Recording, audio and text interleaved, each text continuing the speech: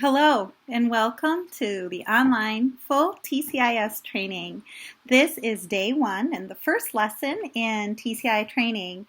We're trying this in a different formula kind of format this year because of COVID-19 and the risks of people being together in person. We're going to try to do a lot of the training online at your leisure. You'll be able to self-select different lessons and hopefully build on knowledge in each lesson into the other and develop your skills in your free time for your professional development in de-escalation and student support. My name is Laura DiPaolo. I'm a school district social worker for Schenectady City Schools. I also am an LCSWR. I have 24 years experience in psychiatric mental health, and I specialize in pediatrics and trauma. I've also been the TCI team leader for a few years, and I'm excited to introduce you to my team over the course of these videos. You'll be meeting many of us as you go along.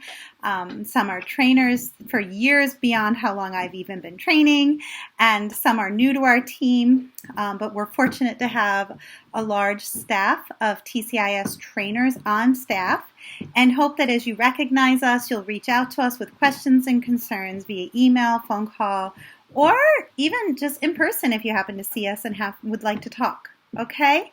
All right. So what's TCIS? People have thought that TCIS over the years is restraint training. Usually people come to the TCIS trainings and they say, oh, I told my partner I had to go to this training to learn how to restrain kids. And I want you to pause here and recognize that that is not what we're going to be teaching you. First of all, because it's online, we're not doing any restraint training at all. But second of all, even if we weren't online, we would be telling you that the physical component is such a tiny, tiny bit of what TCIS stands for and what it's about. And while we spend time teaching people how to do it safely and appropriately, we really don't advocate for use of those restraints very often. They're in fact only used for safety after you've explored all other options. So the good news is no physical is going to be taught to you through this training. The other good news is as you get this skill set down, you probably won't eventually want the physical component, but if you do, the district will be offering it at a future date. All right. So why TCI and why do I do it? So as I told you, I'm a school social worker. I facilitate the Ready to Learn program. It's a program for our children with mental health needs, our neediest, most aggressive kindergarten through second graders. Often they self-harm or will harm others when they're frightened or they feel out of control. So we started using TCI long before that, though. I was using it at the high school level when I worked in self-contained classes there. I believe in TCI because I believe that it keeps people safe.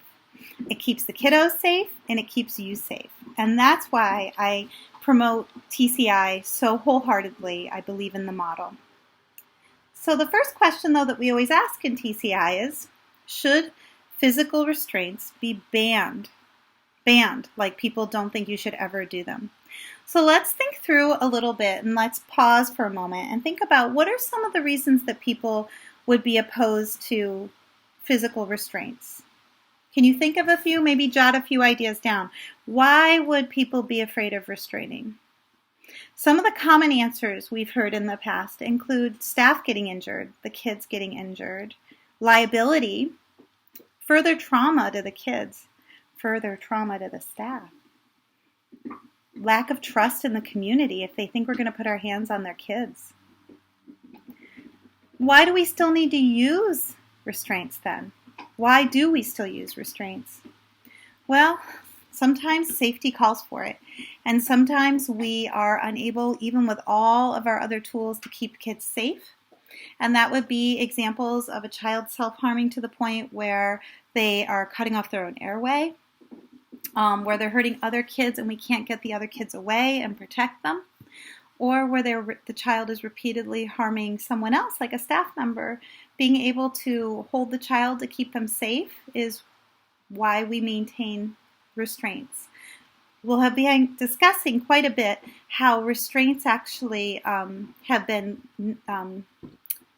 very regulated in recent years, including in our state and in our school district. We do not do face-down restraints, and we're very careful about any pressure on the airways. Okay, but so if you decide after taking this training that you wanted to get the further step of the in-person restraint training, these are questions you might want to think about.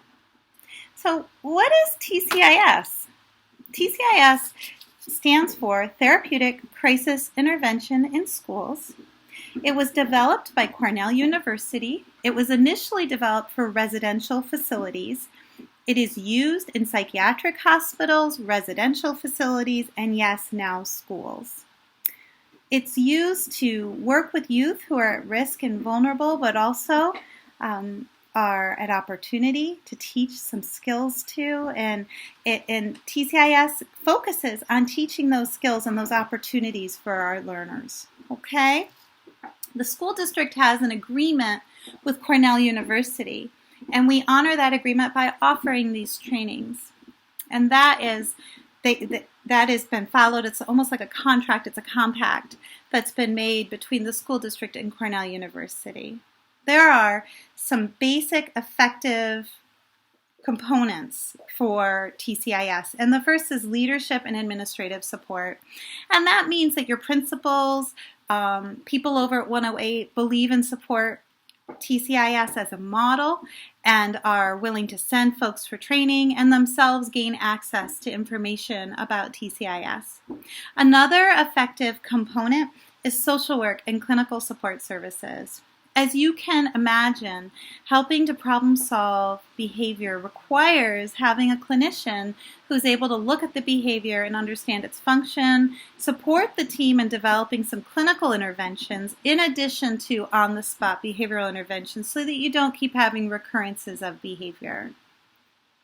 Supervision and post-crisis response, also an important component that makes for effective TCIS implementation. So that basically means that after a crisis, the team has time to sit back, process what happened, think about it together, and come up with some solutions to avoid that happening again in the future. One of the things we do really well in Schenectady is complete ICMPs for kids who have had individual situations where they need a specific crisis intervention to change in the future. ICMPs, individual crisis management plans, are a very scripted recipe card for the staff to follow to help support children when they are in crisis. We often develop them after an initial crisis has occurred, although I will say that I have seen teams do this with family members and the student when they enter the school before a crisis even has occurred, when they know that the child has struggled in other settings. And it's an agreed upon plan of what we're going to do to avoid a restraint, what we're going to do to avoid an unsafe situation, and it scripts it out. So that post-crisis response and planning is an important part of TCIS. Training and competency standards are also important. And I will tell you that you are embarking on the first ever full TCIS training that's being done electronically. We're going to do our best to stick to the cards and stick to the script that was given to us by Cornell because it is a very scripted program, and we want you to get the same consistent message as you would have gotten from us in person. You're going to be asked to refresh your skills every 6 months as well by attending a brief review and taking an assessment at the end. At the end of the full TCIS training, there is a paper and pencil test, and there is a life space interview test, and that's part of our competency training. We won't just certify people because they came to the training. We're asking you to participate fully and engage and read the book that you've gotten attached to this classroom setup, and follow along and take notes and ask questions and engage with us. This training is a training that will change how you experience crisis intervention work. And as such, we would anticipate a fair amount of effort on your part to be able to get to the point where you would achieve a passing score on the test at the end, as well as be able to complete what we call a life space interview, where we talk with children about coping strategies as well. There'll be more about that. Please don't stress about it. The last component that they talk about is data-driven incident monitoring and feedback. That basically means that the district keeps track of restraints and they monitor why are we doing them, and we're giving feedback based on that data. So that's an area that is very involved with the special ed department and 108. They take all of the restraint forms, they keep track of them, they communicate with the staff about what's going on, and they look at if a child's being restrained or held repeatedly, what can we place in play for that student to be more successful without needing restraint or having more physically unsafe situations for the child. Okay? So that in a nutshell is what TCIS is about. It included, our little presentation today included what to expect and understanding about TCIS. This training also included the effective components, or the components of an effective intervention of the TCIS model. Please follow along and choose the next component for your training about learning about the classroom environment. You can also skip around if you prefer, but know that these trainings build on one another. And if you do that, you risk missing important information that you will need to understand a later training. Okay, here we go. Thanks for following along. I look forward to seeing you again soon.